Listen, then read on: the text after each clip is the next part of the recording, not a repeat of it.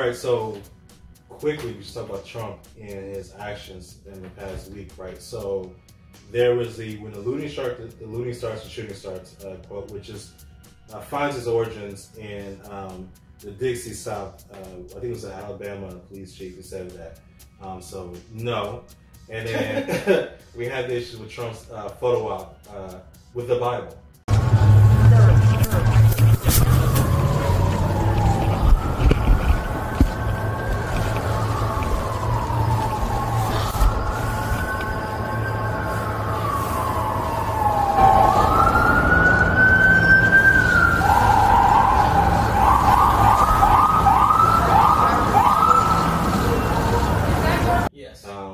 You know, he had never held that book before in his life, and it was a serious issue because then they moved protesters out of Lafayette Park.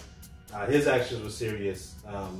Let's kind of talk about that for a second. Yes. So the fact of the matter is, around all of the problem of police brutality, if we go back to one of our largest chapters of combating police brutality, where we see the Black Panther Party for self-defense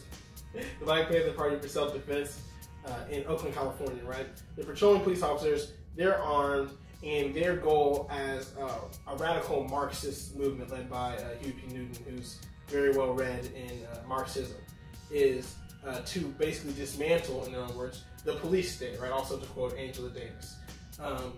And when you analyze a move like that, for President Trump to use the police to not only exact a personal agenda, but to mystify and obscure public eye, right? A police state operates in secret and mystifies things from the public, using authoritarian means to impress class and other, whatever goals the authoritarian state has. And so in the 60s, when you say, I'm a free man, I have rights, even though as a black man it's dangerous, a police state I do not live in, there is not a Gestapo.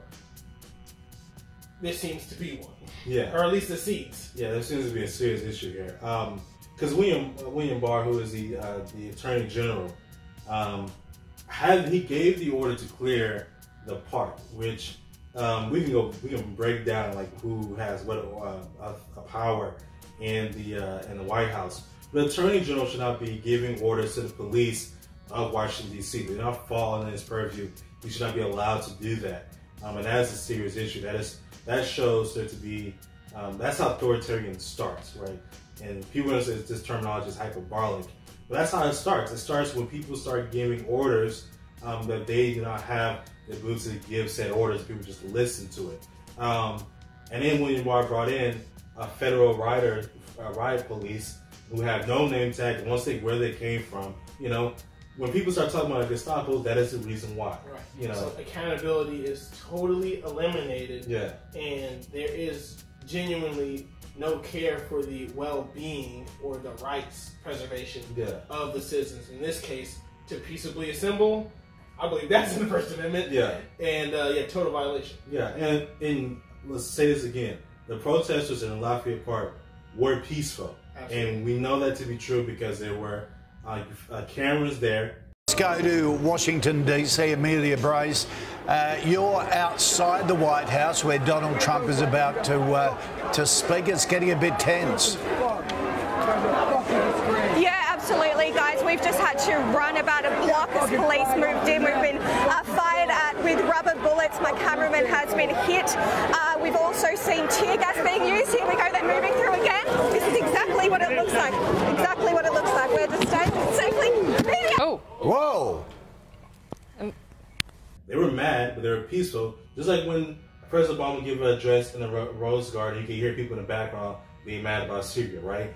Still peaceful protests. They can be as angry as they want to be, but they weren't getting crazy. If we need to clear them out, is to get rid of the First Amendment right. We had the same issues in New York City when they suspended habeas corpus. We haven't seen Harvey Birdman, attorney at law, or Law and Order habeas corpus. It means Latin for show me the body, right? It's a key process in prosecuting and going through a criminal trial. In order for me to hold you accountable for anything, I have to give you certain rights in the process to make sure there isn't foul play on behalf of the state who would be prosecuting you in this case. But when I suspend those rights, it has to be for something extreme. Let's say the Civil War, right? Where there's a suspension of habeas corpus because half of the country is at war with half of the country and bodies are dropping genuinely like flies. But here, the bodies are nearly non-existent. Yeah. Everybody's alive. Yes. And there isn't an insurrection, really criticism of the state. And so when I look back to my studies in political science, there's really no theoretical framework and explanation of a police state that doesn't apply in this case. Again, the United States is not a police state, but one that heavily surveils and polices for any minor infraction, even the statement of Black Lives Matter, that sounds like police. Yeah.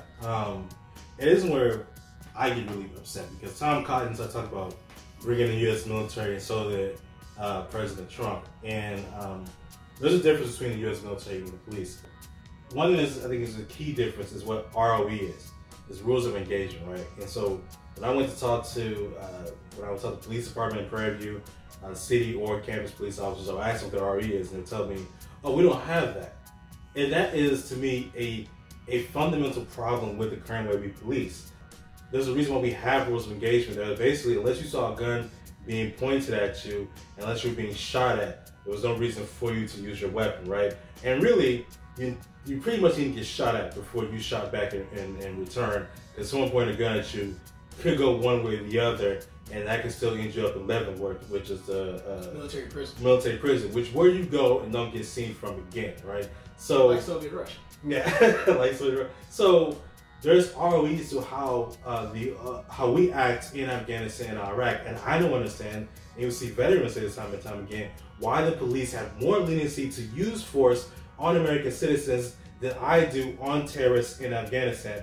It makes no sense. There's a disconnect from the values, and the values that we had when you have you're in Afghanistan or Iraq is that you understand that you need to, as I say, win hearts and minds in these areas, right? So you would take off your helmet if you could, if you're at a point where you weren't worried about getting shot. You could take off your helmet. You wouldn't wear the dark sunglasses when you talk to village leaders. You would try to bring gifts because you would try to build that rapport with those people, right?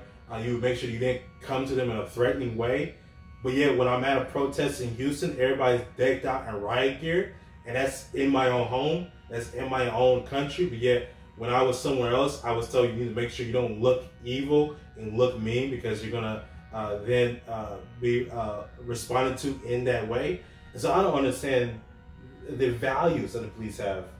Does that make sense when it comes to how the values the military has? So, critique on capitalism, or from the perspective of critiquing capitalism, that actually makes a lot of sense. Where domestically there is no capital, there is no interest of the state or of the individual, of private actors. There's no stakes when police are intervening or interacting with black people. There's nothing to be lost.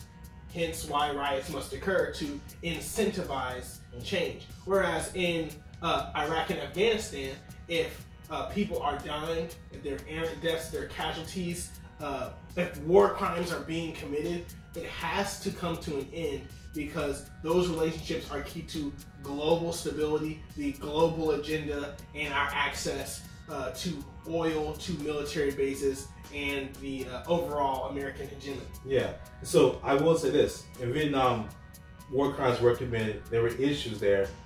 Soldiers acted ruthlessly and recklessly, left and right. But then in West Point afterwards, we retaught our officers and redefined how we would use force in the future. There's a reason why Jim Kelly, who once worked for the president, wrote a book about the failings of the American military in Vietnam and how we lost the public, right? There's a reason why there was widespread trying to rethink and retool. Because what happened at Guantanamo Bay is a problem. I was in basic training. They show us what happened at Guantanamo Bay. Like, this is what you need not to do because you will lose support. And I don't understand, in Police Academy, are they going to show George Floyd's video and be like, this is what you need not to do so you don't lose public support? are they just gonna gloss over it and say people are overreacting? You know, so therefore, and when you say abolish the police, in that terminology, I can understand where that comes from, because if you're going to continue to act in that way, you're not going to see the errors of your wrongdoing. You need not longer to exist. So there is good news though. Really? Yeah, there is good news to build on, right? So fairly quickly, there's new data that's been, you know, for the past since I guess 2014 when Ferguson kicked off. We have been really collecting data on what's going on with police shooting on our people and police killings. And we know that the rate of killings of unarmed black people has been going down in the cities, right? So the cities. The suburbs and rural areas, we still need to fight for those, still need to make sure we do real policy changes there. Also, like the NYPD was talking real wild to Mayor de Blasio. But it's crazy because the NYPD has had a steady decrease in the number of shootings of unarmed people they shot. And a steady decrease in crime in New York City has been over the time since Bill de Blasio has been mayor. So there is some good news that we have a decrease in time, the crime, a decrease in shootings. There has been a restructure somewhat of what goes on. We have the A Can't Wait resources. That's a great website to go to. It gives you 8 policies for police use of force, and that helps us to give policy to city councilmen and mayors. Sweet. So basically, the hope lies in where the hope was before, in democracy, where one can choose their leadership and how they operate. And if we can sustain all the energy from all this and move it into the ballot box, then we'll be all right. Yeah, and you know, when this first kicked off, and you know, when Black Lives Matter first started, we didn't have the data. We have it now. We have hard data we can show to people. Shout out Obama. Yeah, we can show people data and be like, this is a problem, these are the numbers, and these are the policies you can put in place to fix it. So when some politician tries to play dumb, as they will, and they'll be like, you know, what did I need to do? What's your numbers for that? Here you go.